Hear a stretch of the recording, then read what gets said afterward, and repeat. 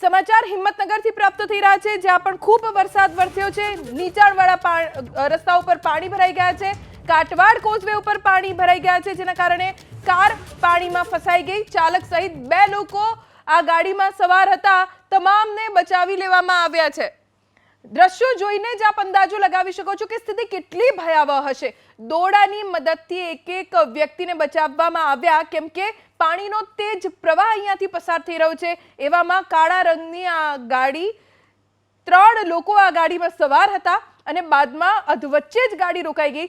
સદનસીબે આ ગાડી તણાવા લાગે એ પહેલા જ 3 લોકોને આમાંથી બચાવી લેવામાં આવ્યા છે।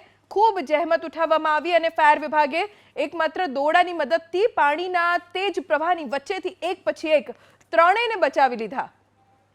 આવી સ્થિતિ રાજ્યમાં ઘણી જગ્યાએ છે અને એટલે જ સતત અપીલ કરવામાં આવી રહી છે કે જો આવા લો લેવલ કોઝવે હોય તો ત્યાંથી પસાર થવાનું જોખમ ન ખેડો।